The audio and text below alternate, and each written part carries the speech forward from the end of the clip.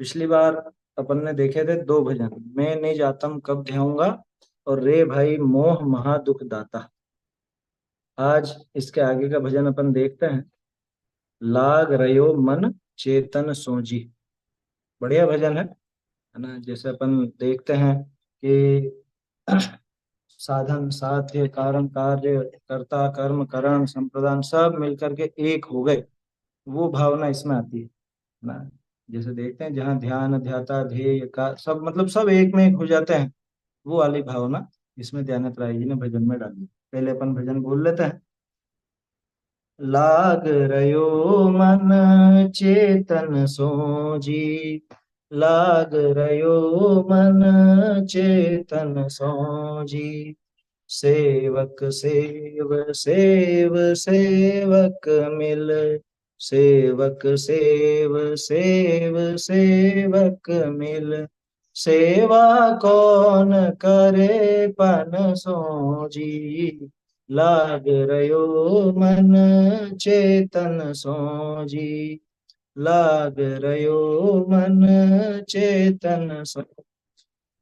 ज्ञान सुधा पीवम्यो विषय विष, ज्ञान सुधा पीवम्यो विषय विष, क्यों कर लागी सके तन सोजी, लाग रयो मन चेतन सोजी, लाग रयो मन चेतन सोजी, ध्यानत आप आप निर्विकल्प, ध्यानत आप निर्विकल्प, कारज कवन भवन निव सोजी, कारज कवन भवन निव सोजी, लाग रयो मन चेतन सोजी, लाग रयो मन चेतन सोजी।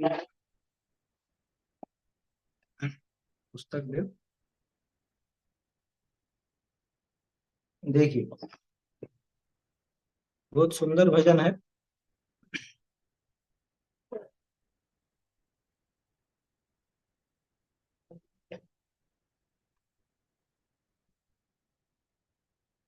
तो 50 नंबर का भजन इसमें है ना। लाग रयो मन चेतन सोजी, क्या कह रहे हैं कि अब चेतन से हमारा मन लग गया है। चेतन से मन लग गया माने कि अब हमें आत्म स्वरूप को समझने की इच्छा होने लगी। चेतन स्वरूप से हमारा मन लग गया है, किसी अन्य से मन लगाने की कोई आवश्यकता नहीं। देखो, अनादिकाल से जीव का जो मन है वो इंद्रियों के विषय भोगों में निरंतर लगा रहता है। पांच इंद्रिय के विषय भोगों को ही भोगने की आसक्ति निरंतर बनी रहती है ना। तो आज तक तो उधर लगा हुआ था, इस वजह से दुखी होता था, तरह तरह के कष्ट भोगता था। मोक्षा प्रकाशक में अपन देखते हैं ना कि वहां पे तरह तरह की कषायों से ये जीव निरंतर दुखी हुआ करता। इसके मन के विकल्प, इसके जो खोटे भाव हैं, उन भावों की वजह से दुखी हुआ करता है। अब मन इधर लग जाए, चेतन की तरफ लग जाए, तो अपने आप ही वो कषायों की भी पूर्ति नहीं होती। मतलब कषायें भी अपने आप ही घटती हैं, पूर्ति तो क्या नहीं होती, कषायें भी अपने आप घटने लगती हैं चेतन स्वरूप आत्मा की तरफ जब मन लगता है। तो ऐसी बात बता रहे हैं, लाग रहे हो मन चेतन सोच। अब निरंतर इसी का विचार, इसी का स्मरण, इसी का चिंतन चलता है। सेवक सेव सेव सेवक मिल, सेवा कौन करे पन सोच। ये सेवक सेव, सेव का अर्थ यहाँ पे सेव्य है ना। सेव्य माने जिसकी सेवा की जाए, और सेवक तो सेवा करने वाला होता ही है।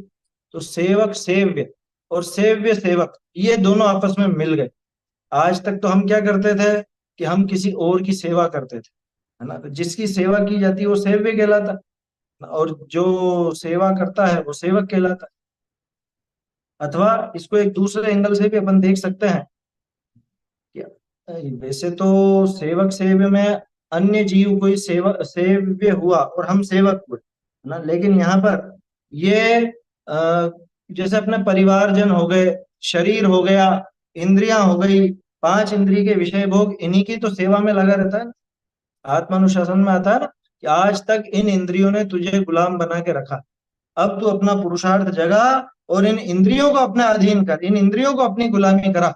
तू क्यों इनका गुलाम बना हुआ है? ऐसी बात यहाँ पे। सेवक सेव्य, आज तक तो मैंने पता नहीं जाने किस किस की सेवा की। वैसे तो शरीर की सेवा मुख्य रूप से अपन करते ही हैं, इसके अलावा परिवारजनों की, परिवारजनों की जैसे पत्नी है तो पति की भी सेवा करेगी, पति भी पत्नी बच्चों इत्यादि की सेवा करता है। कैसे करता है? कि वो व्यापार धंधा नौकरी इत्यादि करता है, पैसे कमाता है, ये घर संभालते हैं, सब एक दूसरे की परस्पर में सेवा करते हैं। तो ये तो सेवक सेव्य का भाव अनादिकाल से इस तरह से चलता रहा, और ये सेवा हमेशा करनी पड़ेगी। अगर असली सेव्य को नहीं पाया तो क्या, ये सेवा हमेशा करनी पड़ेगी, अनंत काल तक करनी पड़ेगी। चलो यहां से हटा, जब इधर से घर गृहस्थी की तरफ से हटा, शरीर की तरफ से हटा, तब फिर जिनेंद्र देव का सेवक हो गया। वहां फिर भी ठीक था, यहाँ की सेवा, दूसरों की सेवा करना तो पाप का काम, और जिनेंद्र देव की सेवा करना माने उनका सेवन करना, वो पुण्य का काम। लेकिन अभी भी असली चीज नहीं मिली। क्यों? कि जिनेंद्र देव भी तो पर है ना, पर जीव है, उनका सुख उनके पास है, उनका ज्ञान उनके पास है। हम उनकी सेवा करें तो उनका सुख हमको हमको मिल जाएगा, ऐसा तो है।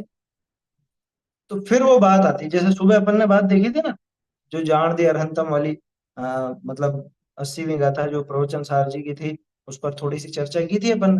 तो सेवक सेव्य, आज तक तो मैं उनकी सेवा करता था, वो मेरे सेव्य थे और मैं उनका सेवक था। किनका? पांच इंद्रिय और घर वालों की बात जाने दो, वो तो पाप की हो गई। हम तो बात कर रहे हैं जिनेंद्र देव की, कि जिनेंद्र देव वो सेव्य और मैं उनका सेवक, ठीक है। लेकिन जब जिनेंद्र देव जैसा मेरा स्वरूप है, उन्हीं की तरह मेरा आत्मा है, मैं भी बिल्कुल वैसा ही हूं, ऐसा जब भाव जागृत हुआ, तो फिर अब सेवक कौन और सेव्य कौन, कि मैं उनकी सेवा करते करते स्वयं अपने आत्मा की सेवा करने लगा, तो सेवक ही सेव्य बन गया। हम्म? सेवक ही सेव्य बना। अरे जितने भी अरहंत हुए हैं आज तक, कैसे हुए? सब अपने आत्मा को जानकर ही हुए। मुनिराज, अरहंत देव इत्यादि सब अपने आप को जानकर ही हुए। अभी आगे आएंगे ना। सेवक सेव्य, सेव सेवक मिल, कि अभी तो दोनों मिल गए।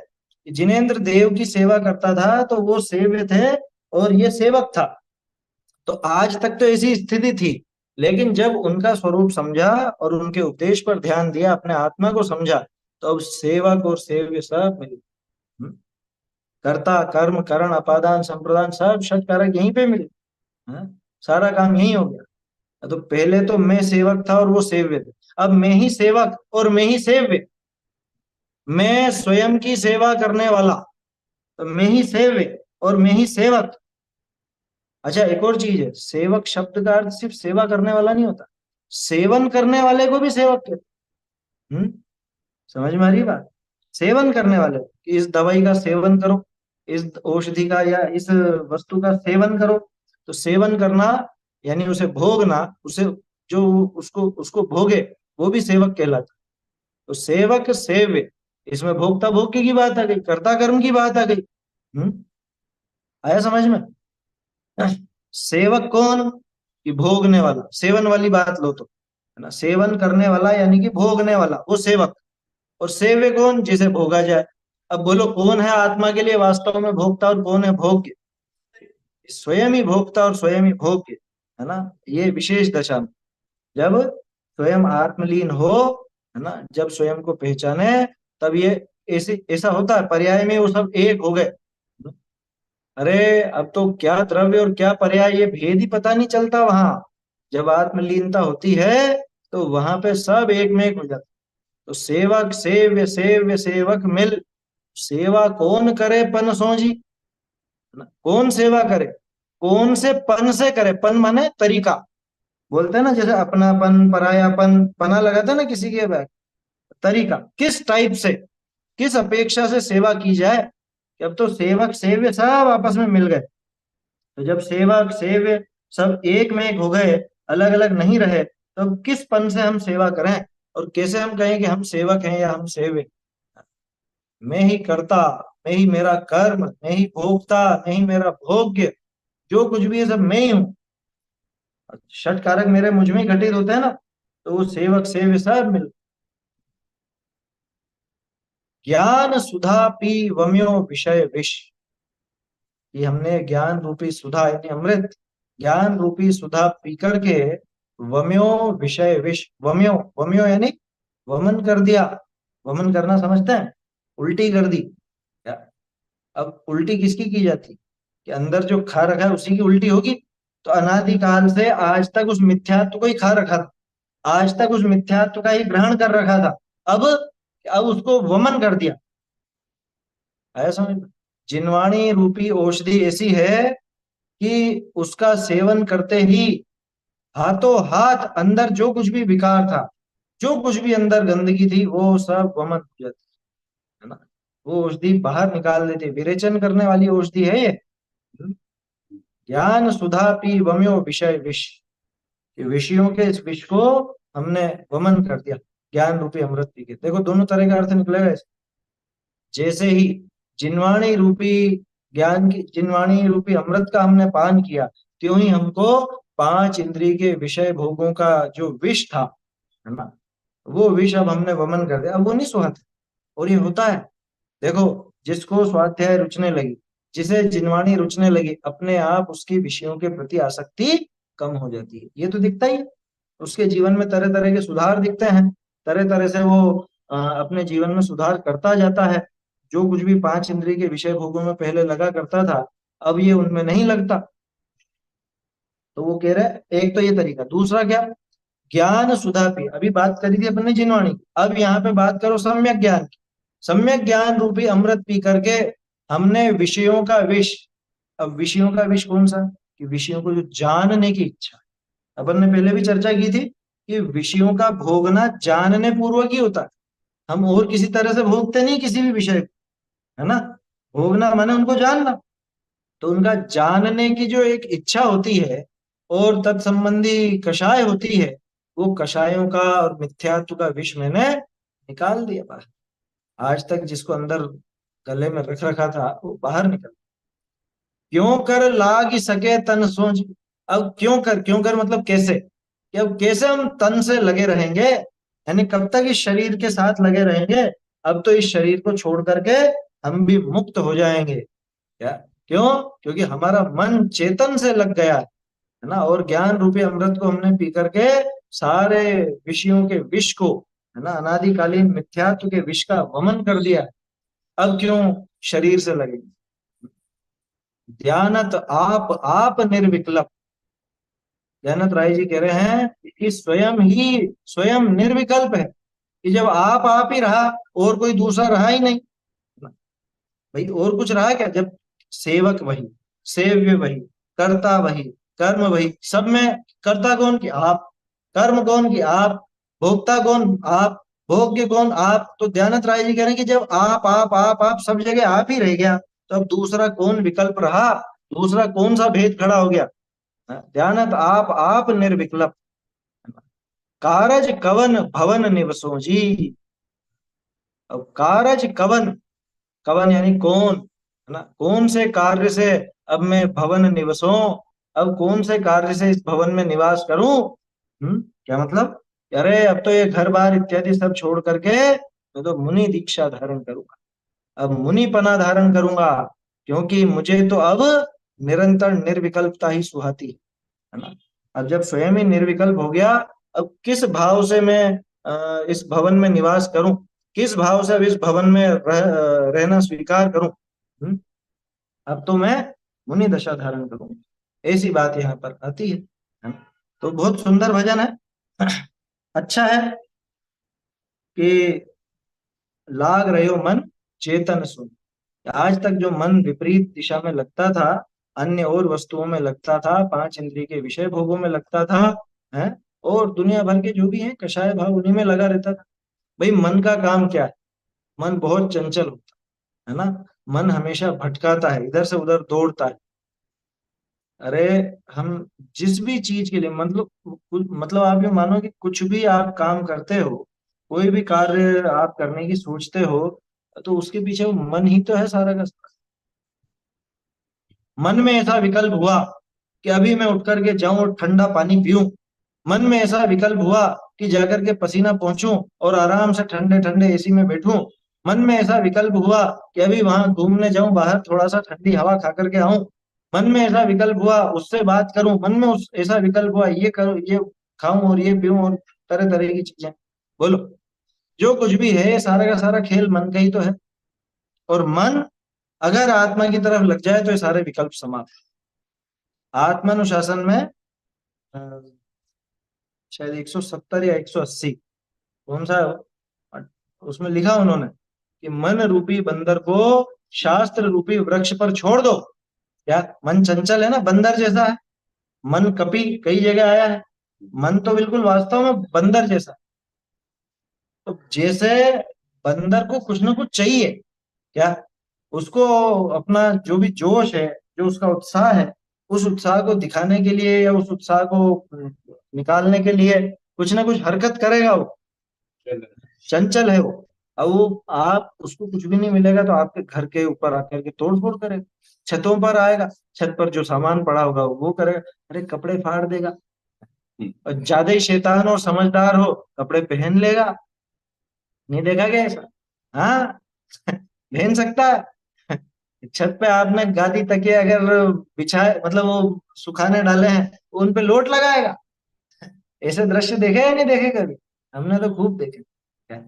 लोट लगाते हैं वहां पे, छोटे छोटे बंदर आके अब ये उत्पात तो मचाएगा। आपके घर पे रखी हुई सब्जियां ले जाएगा, आपने अगर खुले में रख दिए तो आम उठा करके ले जाएगा, आपके केले ले जाएगा, है ना। 170वां छंद है। तो मन इतना चंचल है कि इसको कुछ ना कुछ चाहिए, कोई आधार अगर इसको मिल जाए, क्या, अगर कोई इसको आधार मिल जाए, किसी काम में इसको लगा दो। अरे बच्चे और बंदर एक जैसे होते हैं, है ना। दोनों ही बकार से हैं, ये बब्बे हैं दोनों। क्या, बच्चा और बंदर दोनों एक जैसे। बच्चों को भी कुछ काम चाहिए, कुछ ना कुछ हरकत चाहिए, नहीं तो तोड़ फोड़ मचाएंगे। उनको किसी काम में लगा दो, ठीक ऐसे ही। इसी मनोविज्ञान को देखते हुए वहां गुणभद्र आचार्य ने आत्मानुशासन में कहा, इस मन रूपी बंदर को तुम शास्त्र रूपी वृक्षों पर छोड़ दो। क्या, और उसमें तो बहुत विस्तार से वर्णन है। इसकी 12 बड़ी बड़ी शाखाएं हैं, और नयों की वो है टहनियां और ऐसी वैसी सब है उसमें, है? उसमें छोड़ दो, तो ये वहीं पे उछल कूद करता रहेगा, उत्पात नहीं मचाए। तो मन को अगर चंचलता से रोकना है, मन को स्थिर करना सीखना है, तो दुनिया में जिनवाणी से बड़ा और कोई उपाय नहीं है। क्योंकि बाकी जितने भी उपाय आप ढूंढोगे वो सब विषय भोग के उपाय हैं, और उनमें तो तरह तरह की नई नई इच्छाएं पैदा होंगी, है ना। समझ में आ रही है बात? आप सोचो कि किसी भी काम में लग जाए, वहां पे वो हो जाएगा, वहां पे मन स्थिर हो जाएगा, ऐसा नहीं होता। किसी में भी आप स्थिर करोगे ना, वो तरह तरह की इच्छाएं होती जाएंगी। ये वैज्ञानिक क्या करता है, इनका भी मन उसमें लगा रहता है शोध खोज में, और वहीं पे उनकी इच्छाएं बढ़ती जाती। पहले वो बारूद बनाया, अब बारूद बनाते बनाते फिर अब उनका दिमाग ज्यादा चलने लग गया, मन उधर ही लगने लग गया कि एक काम करते हैं, कुछ ऐसी चीज बनाते हैं जो यहां से यूं दूर फेंको तो विस्फोट हो, तो बम बना दिया है। फिर अब बम में भी कि नहीं इस तरह का बम बनाना चाहिए, तो वो हाइड्रोजन बम बना दिया, एटम बम बम बना दिया। ये सब क्या है? लगाया तो था उन्होंने भी मन को, है, लेकिन वो मन को लगाना तो खतरनाक, वहां पे इच्छाएं मिटती ही नहीं है।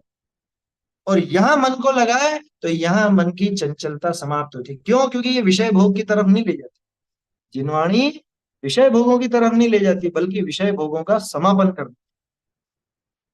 इसलिए लाग रहे हो मन चेतन सोची, जिसका मन चेतन स्वरूप आत्मा की बात सुनने में लग गया है, वो तो समझ लो कल्याण हो गया उसका।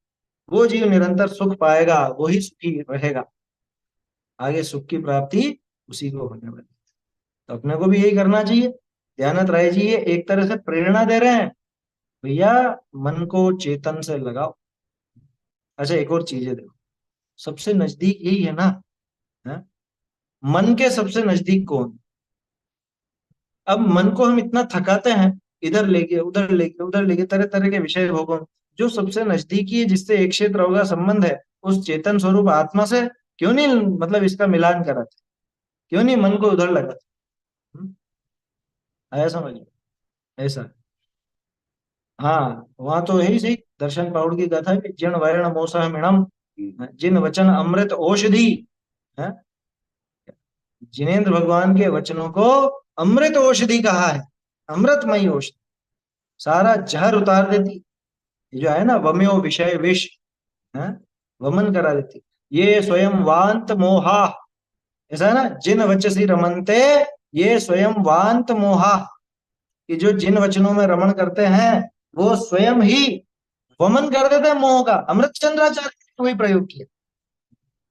तो सब ज्ञानी एक जैसी बात कहेंगे, जिन्होंने जिन वचनों में रमण किया वो तो अपने आप ही मोह का वमन कर देते, मोह का वमन करने में। तो इस तरह से बहुत सुंदर भजन है, प्रेरणादायी भजन। देखो भजन सारे ही अच्छे हैं, अपन हर हफ्ते एक एक भजन देखते हैं, आपको आज तक कोई ऐसा नहीं लगा होगा कि हाँ ये ऐसे ही है या कुछ भी लिख दिया, क्या पता क्या लिख दिया। सारे प्रेरणादायी भजन है, उन्होंने जो अनुभव किया वही लिखा है। अपने विद्वान थे, हाँ अनुभवी विद्वान थे, ऐसा समझना चाहिए। तो इस तरह से ये भजन अपन ने देखा, तो आगे और भी देख